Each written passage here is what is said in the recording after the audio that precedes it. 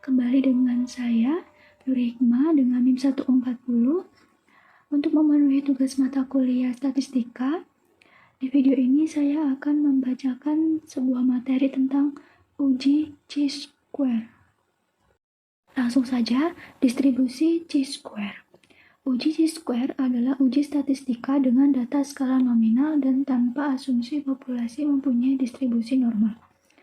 Uji chi-square adalah salah satu uji statistika non-parametrik. Ada dua uji chi-square. Yang pertama, uji kecocokan. Yang kedua, uji tabel kontingensi, yaitu uji hubungan dua variabel independen dengan skala nominal. Distribusi chi-square merupakan salah satu distribusi probabilitas kontinus. Formula distribusi chi-square bisa dilihat di slide PPT.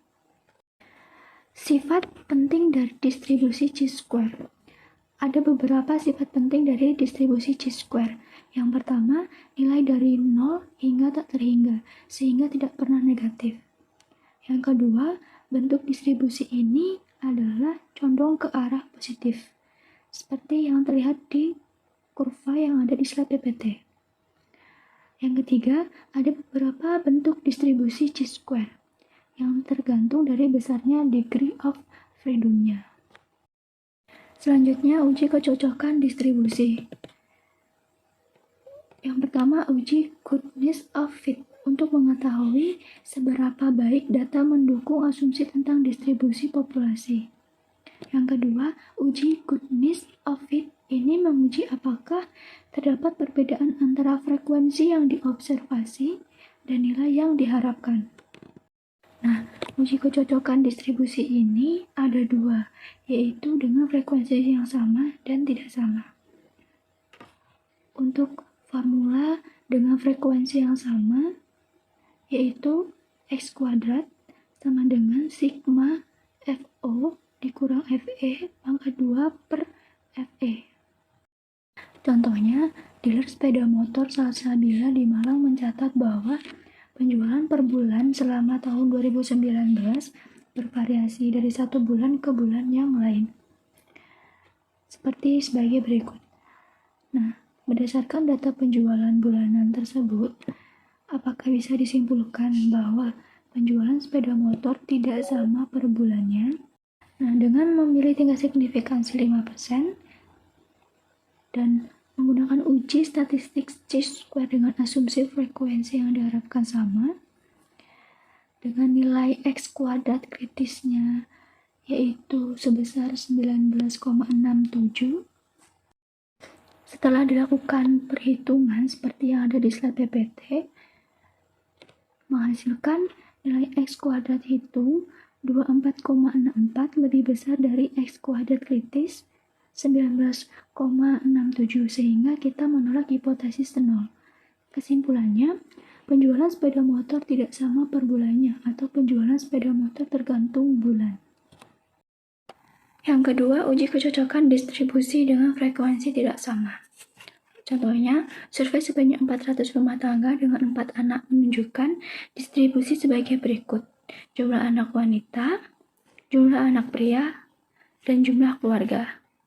Apakah kita bisa menyimpulkan bahwa kelahiran anak wanita dan pria mempunyai probabilitas atau kemungkinan sama pada tingkat signifikansi 5%? Membuat hipotesis 0 dan hipotesis alternatif. Menggunakan uji chi-square dengan asumsi frekuensi yang diharapkan sama. Membuat keputusan nilai X kritisnya pada tingkat signifikansi 5% yaitu sebesar 9,488.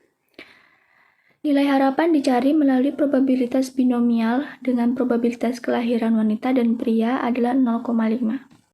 Nah, ini merupakan perhitungan dari contoh kasus tadi, yaitu nilai harapan kombinasi anak wanita dan pria, kejadian X, PX, nilai harapan sama dengan NPX.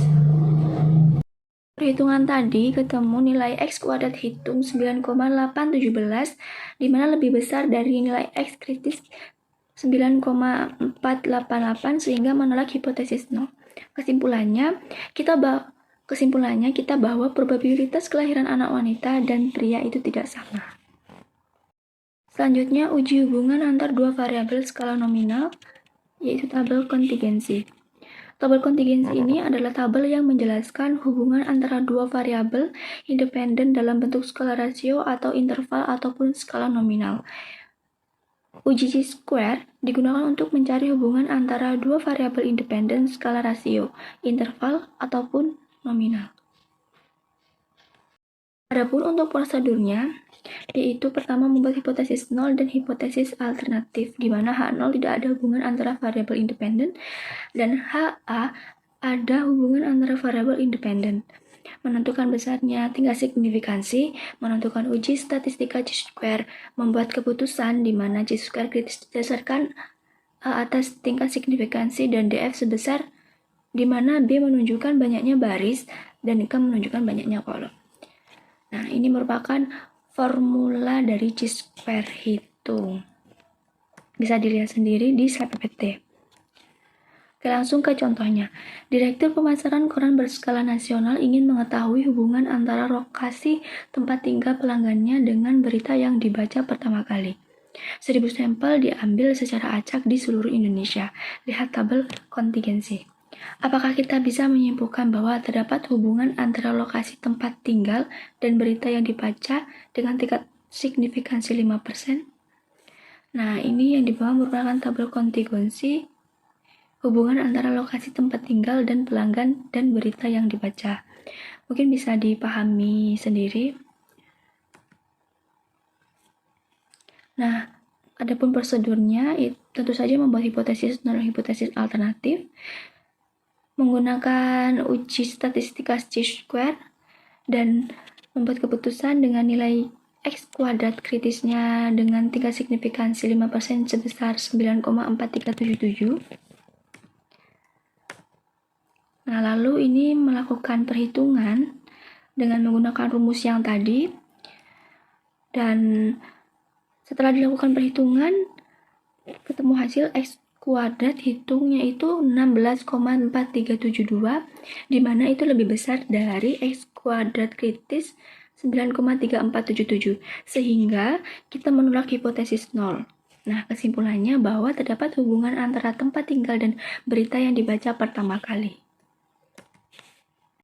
Sekian pembacaan materi dari saya, itu tentang uji chi-square. Kurang dan lebihnya saya mohon maaf. Saya akhiri. Wassalamualaikum warahmatullahi wabarakatuh.